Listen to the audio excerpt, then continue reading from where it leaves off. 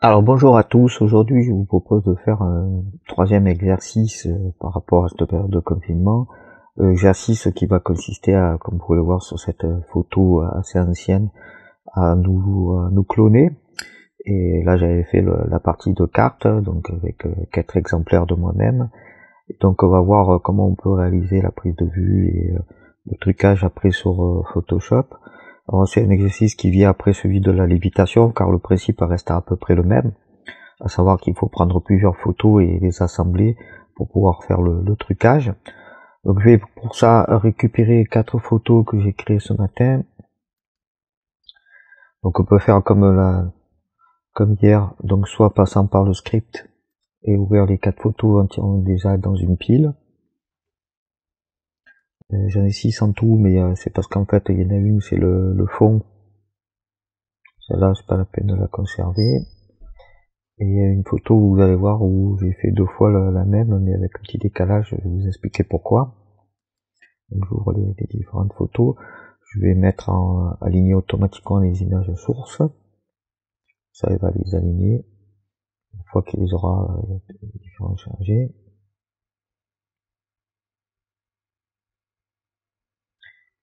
Voilà, comme il y a un petit décalage entre certaines photos, ben, il y a un petit déplacement, il faudra de recadrer.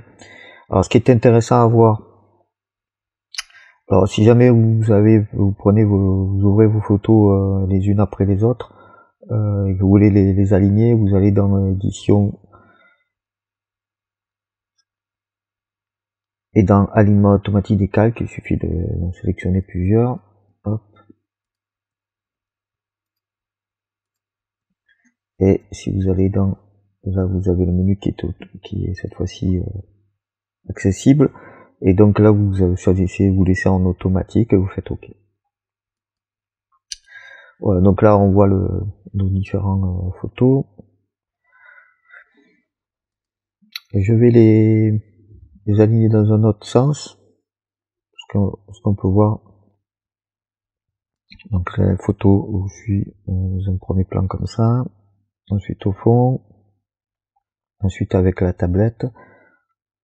Vous voyez qu'il y a 2 fois en fait. C'est parce qu'en fait, celle-ci allait me cacher celle où je suis avec la télécommande. Donc je l'ai refaite en fait en étant un peu plus loin de la table. On va voir que ça va poser quelques problèmes.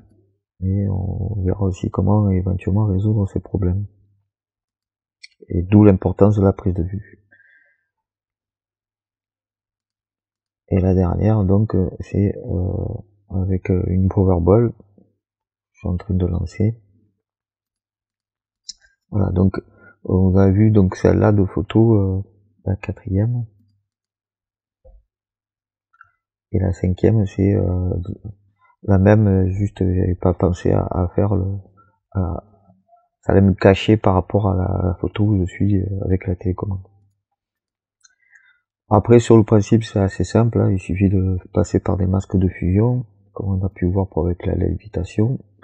Donc je choisis par exemple celle-là de photo, donc celle qui est en dessous, bah, celle où je suis au fond, bah, il suffit que je crée un masque de fusion. Comme là il est blanc pour l'instant, il laisse rien transmettre d'en dessous, et il suffit que je peigne côté pinceau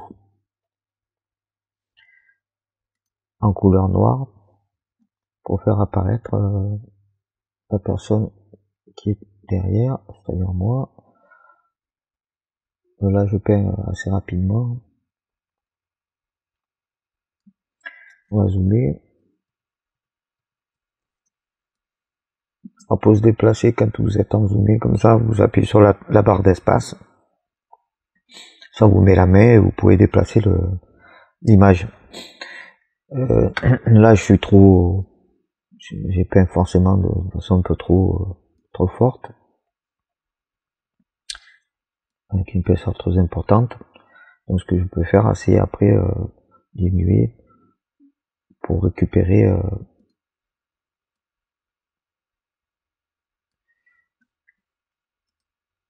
On n'oublie pas de se remettre en couleur blanche pour récupérer le fond.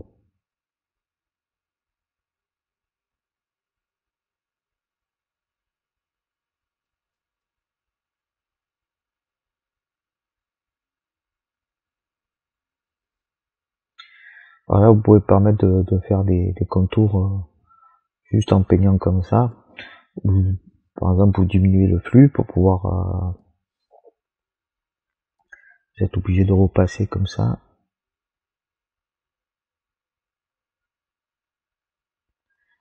Là, je le fais grossièrement, mais comme je disais hier, il faut vraiment s'appliquer pour pouvoir faire du torage correct.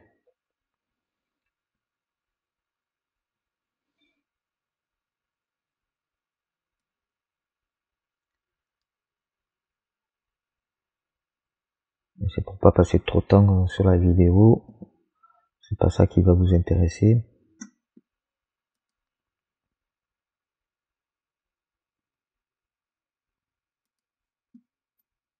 Je me suis effacé le bras. C'est pas le but.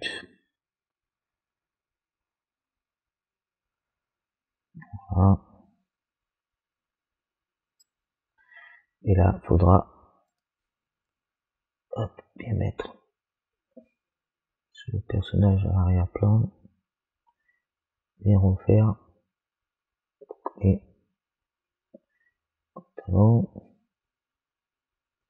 donc la partie qu'on veut voir, faut bien passer dessus et effacer les parties que vous voulez pas voir.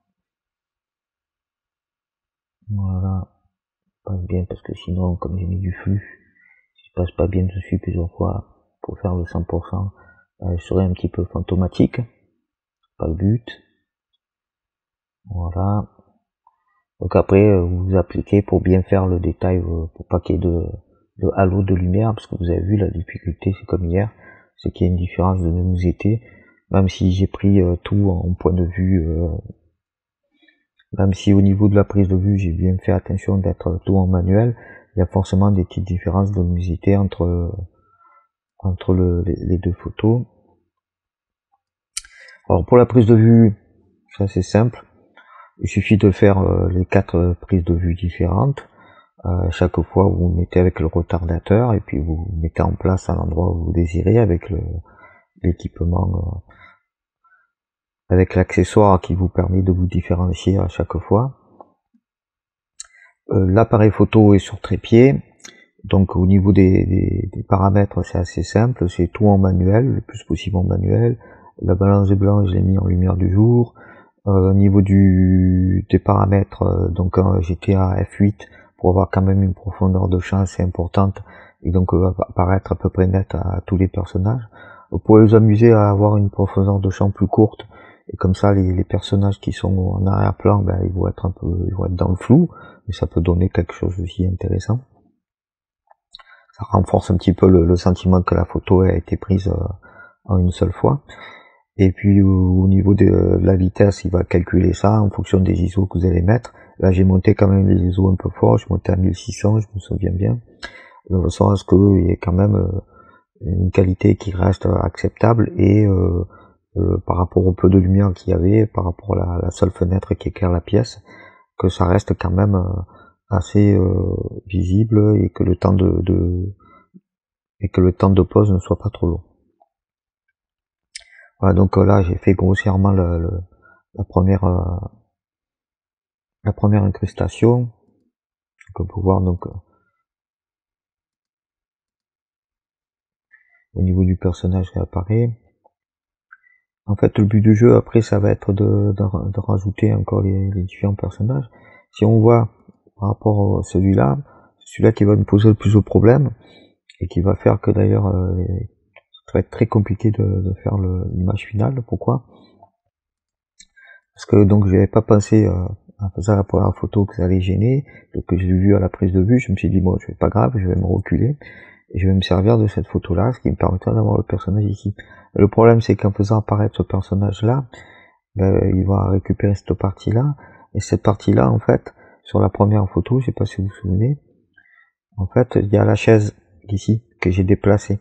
Et le problème de la chaise ici, c'est que du coup ben, on voit pas mes jambes, donc quand je vais rajouter un masque de fusion ici, celui-là donc on a dit qu'on n'a pas besoin, on va enlever, ça nous gêne plus qu'autre chose.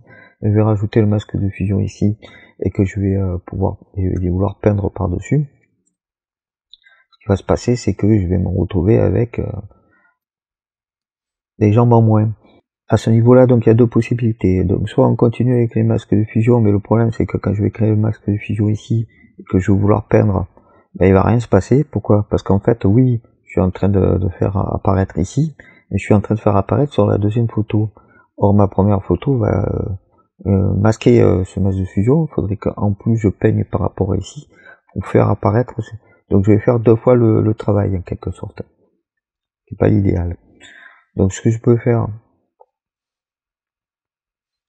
c'est avant d'ajouter le masque de fusion, c'est d'aplatir les deux calques visibles, ces deux-là, avec la combinaison option commande Shift E, et donc il va me créer donc un seul calque qui est la résultante de ces deux calques-là. Donc en fait ces deux-là, c'est comme s'ils n'existaient pas. Vous voyez, si je les efface, ça ne gêne rien. Ça nous a créé donc avec cette combinaison de touches un calque qui contient les deux calques d'en dessous, donc ces deux calques en dessous ne sont plus utiles. Alors attention, à partir du moment où vous faites cette opération-là et que vous supprimez et que vous allez continuer après derrière, vous allez donc perdre cette possibilité de faire la retouche après. Mais de toute façon, on va voir qu'on va être embêté là sur cette prise de vue-là parce que j'ai pas pensé sur le moment au fait qu'il va me manquer les pieds à cause de la chaise ici. Donc je les supprime. Et après, donc, il me reste plus que trois calques. Le calque qui est la résultante donc du traitement qu'on vient de faire pour faire apparaître le personnage au fond. Et donc, le nouveau calque qu'on veut faire apparaître ici avec le personnage au premier plan. Donc, c'est le même principe. On fait un masque de fusion. Et on va venir peindre en noir. Donc là, je peux prendre une zone un peu plus importante. Hop. Là, je sais que le personnage apparaît vraiment sur tout le premier plan. Hop.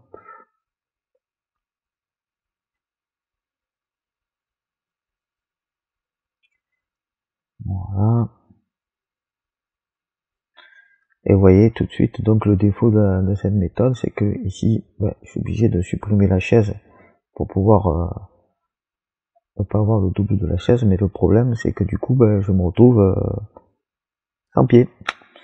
Voilà, donc après là-dessus c'est juste histoire de refaire rapidement la prise de vue avec en tête qu'il faudra lever la chaise sur la photo où on a le personnage avec la télécommande, de façon à avoir les pieds et à pouvoir les conserver au moment du trucage.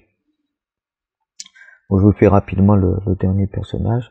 Donc même principe, je récupère mes deux calques avec la combinaison commande option Shift E, ça va nous créer donc le calque résultant. On peut supprimer ces deux là et donc il ne me reste plus qu'à faire donc un masque de fusion pour pouvoir faire apparaître le dernier personnage. Trouve ici.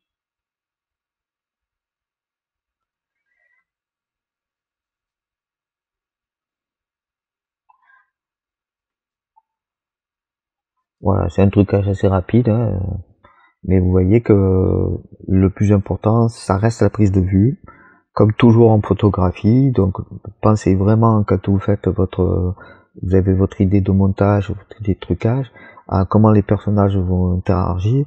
Est-ce qu'il y a quelque chose qui peut gêner au niveau de la prise de vue et après au niveau du trucage, vraiment pour que si jamais vous faites ça par exemple en extérieur quand on pourra de nouveau sortir, que vous allez être à un endroit un peu loin, vous n'allez pas forcément pouvoir y retourner. Là c'est bien, c'est pas très compliqué, il suffit que je refasse la prise de vue chez moi, mais ça pourrait être beaucoup plus compliqué dans d'autres situations, et donc il faut vraiment passer au moment de la prise de vue à faire les photos idéales en disant, en regardant, tiens, là mon personnage je l'ai placé comme ça, est-ce qu'il risque de couper les jambes, comment le placer pour pas qu'il y ait de perte de données. Voilà, vous voyez, c'est pas bien compliqué.